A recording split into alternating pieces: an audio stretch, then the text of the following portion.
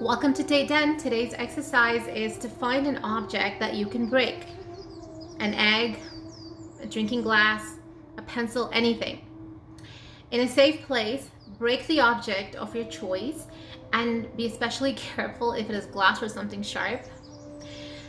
Don't clean up the pieces immediately. In fact, observe the mess and let the pieces sit for at least a few minutes. I personally would probably choose eggs because, no waste there. Now, did you break the object or did I break the object by directing you to break it? Okay. And if you believe it was only you who broke the object, did the object allow you to break it? This isn't an exercise meant to release frustration or stress. The purpose of this activity is to show you that you're not 100% responsible for your perceived chaos, mess, loss, or broken pieces. Destruction happens in the present moment, and that is okay. We spend so much time worrying about goals, plans, relationships, jobs, situations, the future, and other things breaking into pieces. And when that happens, we tend to blame ourselves or others because that's what we've been taught to do. Somebody is behind this, and this is seen a lot in a husband-wife relationship. It comes up a lot, right? There has to be someone to blame. Any situation cannot be left without blame. Like it's either you or me. One of us did this, and that person needs to admit it. But what if you just let situations go? Broken, fine. Sweep it up, move on. Don't hold on to it. Don't feel responsible. Don't feel like you need to undo it.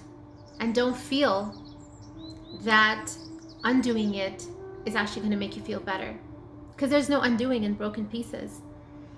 Even if it was a pencil, anything that breaks, you can never put it together perfectly again. My tripod broke a few days ago and I tried the glue gun. So, allow breaking to happen and observe the pieces as well as your reaction to the destruction. Okay? Observe your reaction to the destruction so that you can grow from it and transform from it. If you believe that your life is a mess of broken pieces, then observe the pieces, accept them, and recognize that it is okay. 10 minutes of silence today and focused breathing and repeating the mantra, I cannot harm or break the present moment. Or you can also reflect on this ayah, which is really beautiful. Surah number 39, verse number 38. وَلَئِن سَأَلْتَهُم مَّنْ خَلَقَ السَّمَاوَاتِ وَالْأَرْضَ لَيَقُولُنَّ اللَّهُ قُلْ أَفَرَأَيْتُم مَّا تَدْعُونَ مِن دُونِ اللَّهِ إِنْ أَرَادَنِيَ اللَّهُ بِضُرٍّ هَلْ هُنَّ كَاشِفَاتُ ضُرِّهِ أَوْ أَرَادَنِي بِرَحْمَةٍ هَلْ هُنَّ مُمْسِكَاتُ رَحْمَتِهِ قُلْ حَسْبِيَ اللَّهُ عَلَيْهِ يَتَوَكَّلُ الْمُتَوَكِّلُونَ. So this beautiful verse is basically, how there were idol worshippers and they worship idols as gods and they thought like gods had all these powers. But Allah subhanahu wa ta'ala is saying that if it was Allah's will to harm you, could they undo that harm?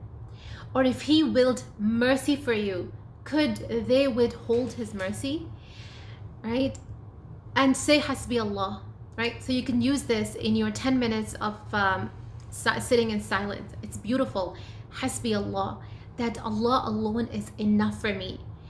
Being or believing and saying that Allah is enough for you is the same as saying that you yourself are self-sufficient, right? Nothing can harm you. If harm is going to come your way and if it's meant to be, then inshallah you will stand up to the test. But you want to ask Allah subhanahu wa ta'ala for His mercy and His help and His, Him being sufficient for you all the time, every single time. I'll see you in day 11.